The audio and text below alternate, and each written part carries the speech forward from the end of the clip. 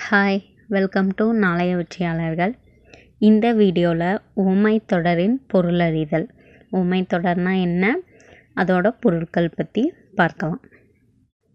First, நாம் பேச்சிலும் எழுத்திலும் கருத்துக்களை எளிதாக விளக்குவதற்காக சில தொடர்களை பயன்படுத்துவோம். அவை உவமை தொடர்கள் எனப்படும். ஒவ்வொரு உவமை தொடருக்கும் தனிப்பொருள் உண்டு. அது என்ன எக்ஸாம்பிள்னு கொடுத்துருக்காங்க. மடை திறந்த வெள்ளம் போல். மடை திறந்த வெள்ளம் போல் அதோட பொருள் தடையின்றி மிகுதியாக. வெள்ளம் எப்படி தடையின்றி மிகுதியாக வருமோ அந்த மாதிரி இது உவமையாக சொல்லியிருக்காங்க. அதுக்கு எக்ஸாம்பிளாக திருவிழாவை காண மடை திறந்த வெள்ளம் போல மக்கள் வந்தனர். அடுத்து, உள்ளங்கை நெல்லிக்கனி போல. அதற்கு பொருள் வெளிப்படைத்தன்மை. அடுத்து, இப்போ நம்ம பார்க்க போகிற உவமை தொடர்கள் இதெல்லாம் 8th நியூ புக்கில் இருக்கிறது. ஃபஸ்ட்டு உள்ளங்கை நெல்லிக்கனி போல், இது ஆல்ரெடி பார்த்தோம், வெளிப்படைத்தன்மை. அடுத்து, இது ஒரு சென்டென்ஸாக எப்படி சொல்லலாம்னா, பாரதியின் பாடல்கள் உள்ளங்கை நெல்லிக்கனி போல் அனைவருக்கும் விளங்கும், வெளிப்படையாக தெரியும் அப்படின்னு சொல்கிறோம். அடுத்து, மடை திறந்த வெள்ளம் போல், இதுவும் இப்போ தான் பார்த்தோம். அடுத்து, காக்கை உட்கார பனம் பழம் விழுந்தது போல. இது ஒரு தற்செயல் நிகழ்வு. தற்செயல் நிகழ்வை நம்ம ஊமை தொடர் வச்சு சொன்னோம்னா இப்படி சொல்லலாம், காக்கை உட்கார பனம் பழம் விழுந்தது போல. அடுத்தது, எதிர்பாரா நிகழ்வை எப்படி சொல்லலாம், கிணறு வெட்ட பூதம் கிளம்பியது போல. கிணறு வெட்டும்போது பூதம் கிளம்புது, அது எதிர்பாராமல் நடக்கிறது, அதனால் இப்படி சொல்கிறோம். பசுமரத்தாணி போல. எளிதில் மனதில் பதிதல். விழலுக்கு இறைத்த நீர் போல. அது ஒரு வேஸ்டான பயனில்லாத ஒரு செயல், அதனால் அதை பயனற்ற செயல்னு சொல்கிறோம். நெல்லிக்காய் மூட்டையை கொட்டினார் போல. ஒற்றுமையின்மை. அதிலிருந்தே நம்ம பொருள் கண்டுபிடிக்கலாம் பாருங்கள். இப்போ நெல்லிக்காய் மூட்டை கொட்டுனா அது சிதறி சிதறி போகும், ஒற்றுமை இருக்காது, அதனால் அப்படி சொல்கிறோம். குன்றின் மேலிட்ட விளக்கை போல. அதற்கு மீனிங் புகழ். அடுத்து, வேலியே பயிரை மேய்ந்தது போல. காவலாக இருக்க வேண்டியது அதுவே பயிரை மேய்ஞ்சிருச்சுன்னு அர்த்தம். அப்போ என்ன வரும், கடமை தவறுதல் அல்லது துரோகம். பழம் நழுவி பாலில் விழுந்தது போல. இன்பம் மிகுதி. உடலும் உயிரும் போல. ஒற்றுமை. கிணற்று தவளை போல. வெளி உலகம் அறியாமை. அடுத்து, இந்த உவமை தொடர்கள்லாம் ஓல்டு 10th புக்கில் இருக்குது. ஃபஸ்ட்டு, தாமரை இலை நீர் போல. தாமரை இலை மேலே நீர் எப்படி இருக்கும், ஒட்டாமல் இருக்கும். அப்போது பற்றின்மை அல்லது பட்டும் படாமல் இருத்தல். மலைமுகம் காணா பயிர் போல் அப்படின்னா வாடி இருக்கிறது. வறட்சி, வாட்டம், துன்பம். கண்ணினை காக்கும் இமை போல அப்படின்னா பாதுகாப்பு அல்லது பேணல். அதிலேயே இருக்குது, நம்ம பார்த்து ஆப்ஷன் பார்த்து மார்க் பண்ணால் போதும். அடுத்து, சிலை மேல் எழுத்து போல. சிலை மேல் எழுத்து போல். சிலை மேல் எழுதின எழுத்து எப்படி இருக்கும், நிலைத்து நிற்கும், நிலைத்து நிற்பது. அனலிடை புழுவை போல. வேதனை அல்லது துன்பம். கடலில் கரைத்த பெருங்காயம் போல. பயனின்மை அல்லது வீணாதல். இலவு காத்த கிளி போல. இது எல்லாம் நமக்கு எல்லாத்துக்குமே தெரியும், இது கேள்விப்பட்டிருக்கோம். ஏமாற்றம். அடுத்து, அடியற்ற மரம் போல. வீழ்தல் அல்லது தாங்குவாரின்மை அல்லது துன்பம். மடை திறந்த வெள்ளம் போல. தடையின்றி மிகுதியாக.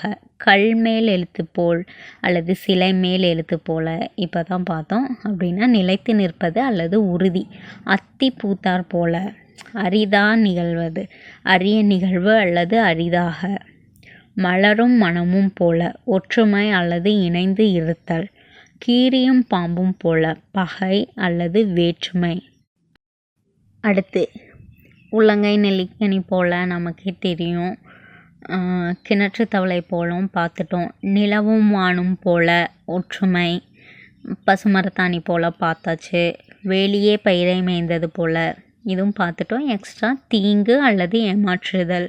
குன்றின் மேல் விளக்கு போல புகழ். அடுத்து வேய்புரை தோல். வேய்னா என்ன? மூங்கில்.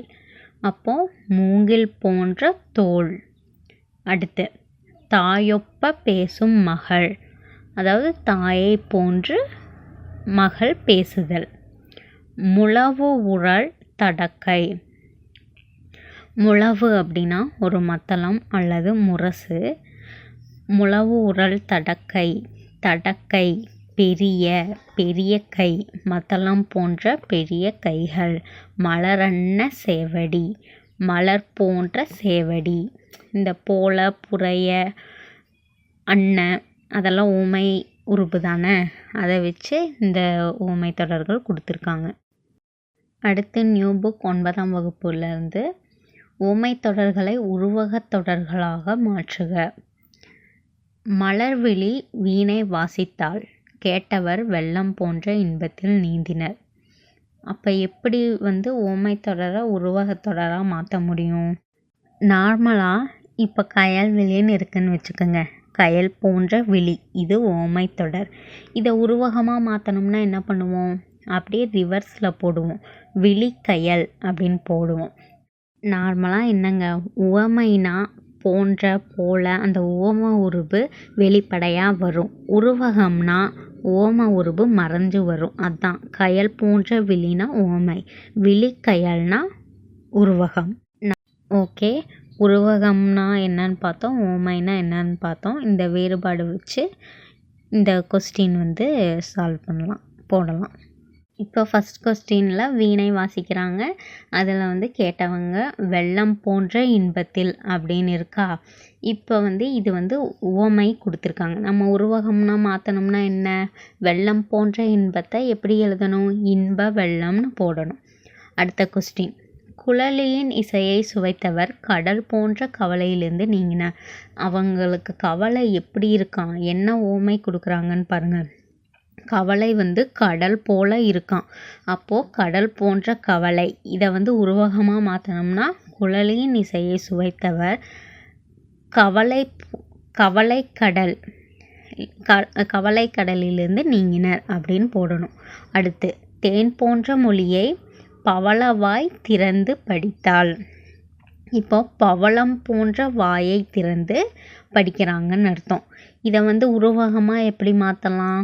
வாய்ப்பவளம் அப்படின்னு மாற்றணும். முத்துநகை தன் வில் போன்ற புருவத்தில் மை தீட்டினாள். இதை எப்படி மாற்றலாம் உருவகமாக? புருவத்துக்கு வில்ல ஓமையாக சொல்லியிருக்காங்க. உருவகம்னா அப்படியே திருப்பி போடுங்க. முத்துநகை தன் புருவவில்லில் மை தீட்டினாள் அப்படின்னு வருமா? ஓகே, ஆன்சர் காட்டுறேன், செக் பண்ணிக்கோங்க. ஆன்சர் பார்த்துக்கோங்க. அடுத்து திருக்குறள்லையும் சில ஊமைகள் இடம்பெற்றிருக்கு, அது பார்க்கலாம். ஃபஸ்ட்டு, வேலோடு நின்றான் இடு வென்றது போலும். அதற்கு பொருள் அரசனின் முறையற்ற வரி விதிப்பு. இது எப்படி இருக்குன்னா, ஒரு வேல் போன்ற ஆயுதத்தை காட்டி வழிப்பறி செய்கிற மாதிரி இருக்கான். முறையற்ற வரி விதிப்பு எப்படி? இப்போ தேவையில்லாமல் நம்ம ஒருத்தவங்களுக்கு காசு கொடுக்கணும்னா என்ன அர்த்தம்? அது வழிப்பறின்னு தானே அர்த்தம். அது சொல்கிறாங்க. அடுத்து நடுவூருள் நச்சு மரம் பழுத்தற்று. இப்போது விரும்பப்படாதவன் செல்வம், அது எப்படி இருக்குன்னா, ஊரின் நடுவில் நச்சுப்பரம் பழுத்தது போன்று.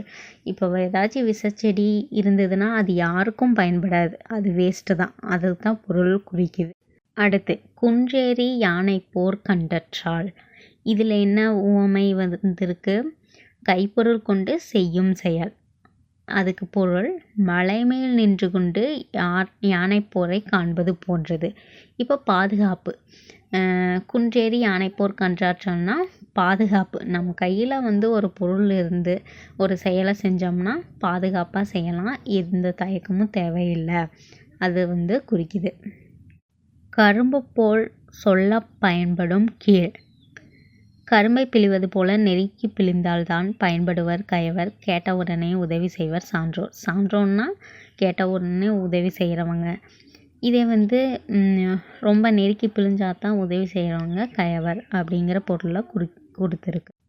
அடுத்து பார்க்க கூடியதை நீங்கள் எல்லாரும் தெரிஞ்சிருக்கும், கேள்விப்பட்டிருப்பீங்க. அகழ்வாரை தாங்கும் நிலம் போல அப்படின்னா பொறுமை. தன்னை தோண்டுபவரை தாங்கும் நிலம் போன்றது. தன்னை இகழ்பவரை பொறுப்பது. இப்போ அந்த நிலம் எப்படி தன்னை தோண்டுபவரையும் பொறுத்துக்கொள்ளுதோ அந்த மாதிரி நம்மளும் பொறுமையாக தன்னை கேவலப்படுத்துகிறவங்க முன்னாடி பொறுமையாக இருந்துட்டால் போதும் அப்படிங்கிற மாதிரி இந்த பொருள் குறிக்குது. அடுத்து, பசுமண் களத்துள் நீர் பெய்தி இயற்று. தீய செயலால் பொருள் சேர்த்து பாதுகாத்தல்.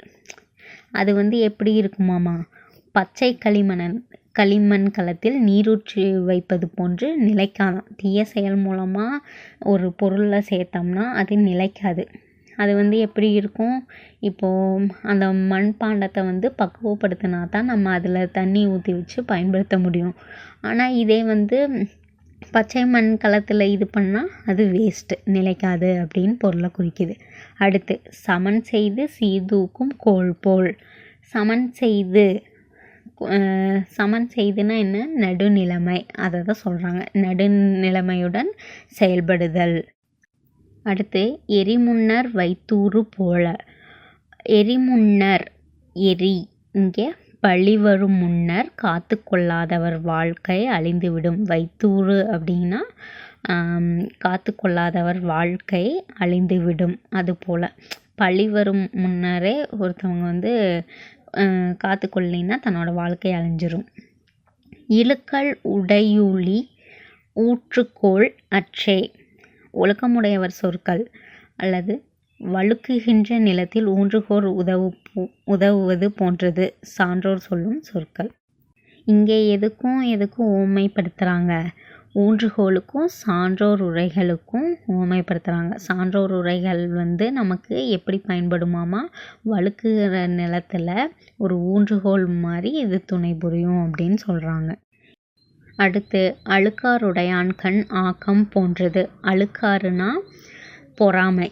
இப்போது ஒழுக்கமில்லாதவனிடம் உயர்வு இருக்காது, அதுபோல் பொறாமை உடையவனிடம் செல்வம் நிலைக்காது. அது போன்றது ஒழுக்கமில்லாதவனிடம் உயர்வு இருக்காது. இப்போது பொறாமை இருக்கிறவங்ககிட்ட எப்படி செல்வம் இருக்காதோ அந்த மாதிரி ஒழுக்கம் இல்லாதவங்ககிட்ட உயர்வு இருக்காது அப்படின்னு ஊமைப்படுத்துகிறாங்க. அடுத்து, பொருதகர் தாக்கிற்கு பேருந்தகைத்து. இது இந்த டைம் கேட்டிருந்தாங்களா. காலத்தை எதிர்பார்த்து ஊக்கமுடையவர் அடங்கி இருப்பது ஆட்டுக்கெடா பகையை தாக்குவதற்கு பின்வாங்கும் தன்மையை போன்றது. அதாவது இப்போ ஆட்டுக்கெடா எப்படி இருக்குமா, தன்னோட காலம் வர வரைக்கும் எதிர்பார்த்து அடங்கி இருக்கும்.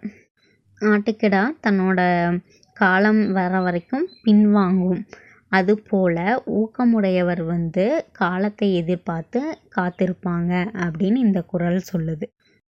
போன குறளில் காத்திருப்பு பற்றி பார்த்தோமா, இது அதோட தொடர்ச்சி மாதிரி வச்சுக்கலாம். கொக்கக்க கூம்பும் பருவத்து. இப்போ காத்திருந்தோம் ஓகே, ஆனால் காத்திருந்தும் உரிய காலம் விரைந்து செயல்படணும். அந்த கொக்கை போல் விரைந்து செயல்படணும், அதுதான் வெற்றியை தரும் அப்படின்னு அடுத்து, ஊருணி நீர் நிறைந்தற்றே போல். இப்போ ஊருணியில் நீர் நிறைஞ்சிருச்சுன்னா என்ன, எல்லாத்துக்கும் பயன்படும், அதை சொல்லுது. கனி இருப்ப காய் கவர்ந்தற்று. இப்போது கனி இருக்கும்போது எதுக்கு நம்ம போய் காய் சாப்பிட்ணும், அந்த மாதிரி தான். ஒரு நல்ல சொற்கள் இருக்கும்போது தீய சொல், இன்னா சொல்ல எதுக்கு பேசணும் அப்படின்னு இந்த குறள் மூலமாக உண்மைப்படுத்தி சொல்லியிருக்காங்க. ஓகே, இதோட உண்மை தொடர்கள் பார்த்துட்டோம். அடுத்த வீடியோவில் மரபு தொடர், பழமொழியோட பொருள் இதெல்லாம் பார்க்கலாம். அப்படியே இதோட கொஸ்டின் ஆன்சர் வீடியோவும் போட்டுடலாம்.